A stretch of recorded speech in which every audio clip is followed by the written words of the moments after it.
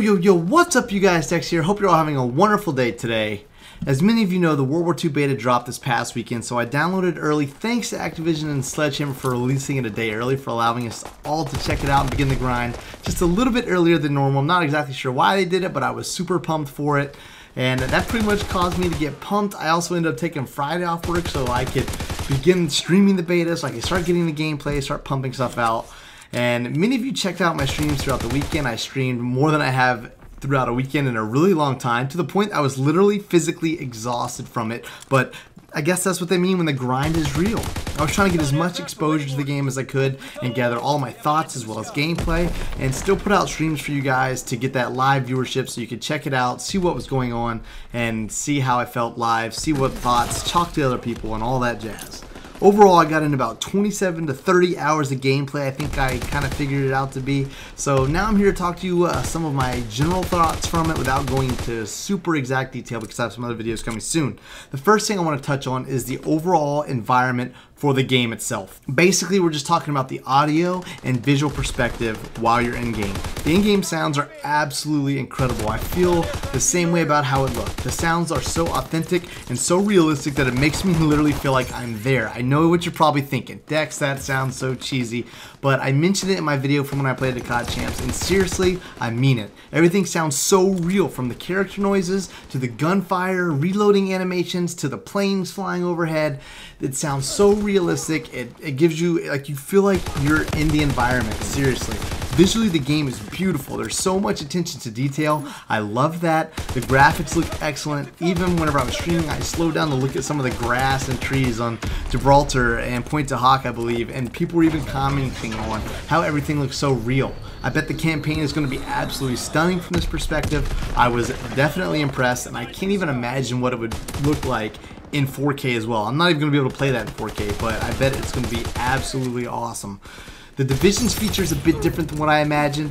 I thought it to be having completely preset classes with weapons as well as perks and attachments. We had a little bit of customization to it, with being able to change our weapons to use with each Division class, and I was thankful for that. However, I do hope there could be a little bit more customization.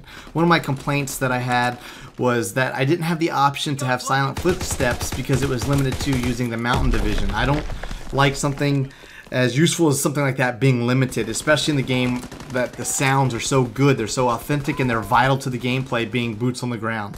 I hope that they'll make some adjustments to that and possibly add in maybe some training that would allow you to have silent footsteps as your character or division progresses.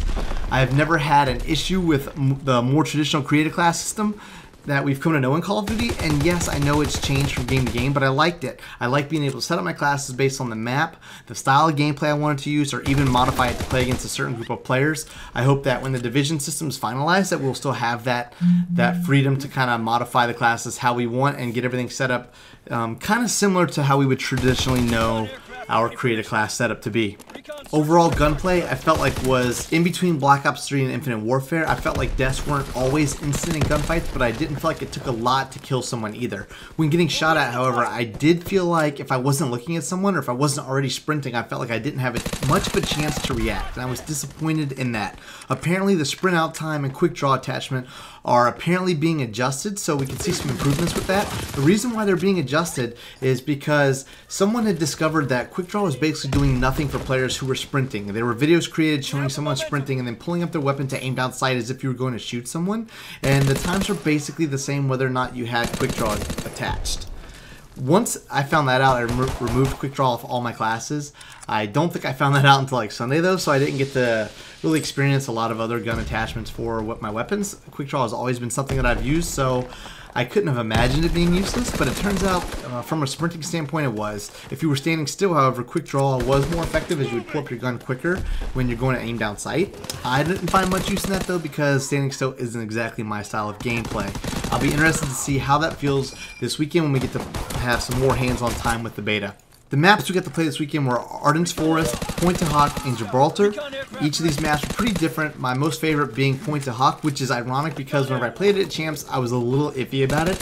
I liked the speed of it. I did like how It was fast paced. I felt like it was kind of cluttered at the same time, and I felt like I would kind of find myself rotating around the map and then try to get in and get out through the trenches and whatnot. So it was weird why I feel like I like it the most. My second would probably be Arden's Forest.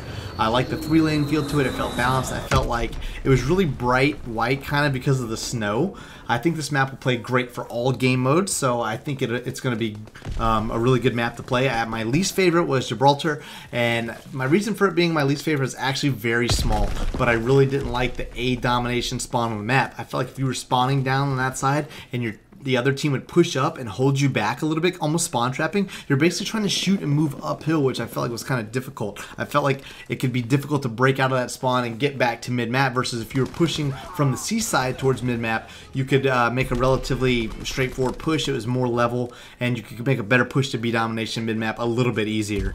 As for the score streaks, I felt like they were pretty hard to earn. I felt like kills or objectives need to be bumped up with either more towards the score streaks or have the score streak require less points to acquire them. We already know that adjustments are being made to some of them, such as the Molotovs going from having 2 mollies to throw down to 1, and we're expecting to get paratroopers possibly getting improved as well.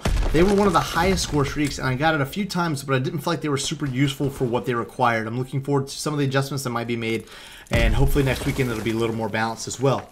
The game modes felt pretty traditional. I didn't feel like they tried to recreate domination, team deathmatch, or hardpoint. I'm thankful for that because I want Call of Duty to feel like Call of Duty. They seem pretty straightforward. I definitely will take some time to learn the hardpoint rotations as well, because that's part of learning the game. The war mode was obviously the new game mode, and I had mixed feelings on it because I didn't feel like I was playing Call of Duty. I'm going to say that up front. I want to play it more before really voicing my thoughts, but basically I felt like defending was really fun because you could slay out people, you could get a bunch of kills, but when on offense, you were the one potentially getting slayed, and it felt horrible for me. So maybe once I get some more hands-on with that, I will be able to talk about that a little bit more. One thing I wasn't super happy with was the party system. I didn't like having to find out who is in my party by going over to the party tab under social. I felt like I would prefer that to be on like an initial screen, like whatever your main screen, whenever you're a multiplayer, you can see someone joins your party, you can see your friends, who you're partied up with, gonna play with. One thing I really do like though is that they made it really simple to open and close your party. When I was having issues with people joining session, I was simply able to close my party and just keep on rolling. Overall, I really enjoyed the first weekend of this beta, and I'm really looking forward to next weekend as well. One thing to remember throughout this is that Sledgehammer and Activision are going to be utilizing the beta not only to boost pre-order sales, but also get a feedback on our thoughts, what we think about the game, how it feels, what the game needs, and what's going to make sense for making adjustments. There is a survey that Activision released as well, so I'm going to drop that in the description of the video so you can provide your thoughts and experiences from the beta if you're interested in doing that.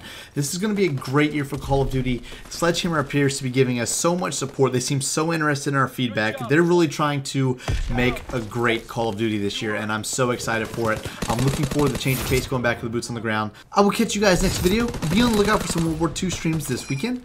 Be sure to leave a like if you enjoyed the video, and if you're new, be sure to subscribe and come back for all things Call of Duty. I'll catch you guys real soon. Take care and have a great evening.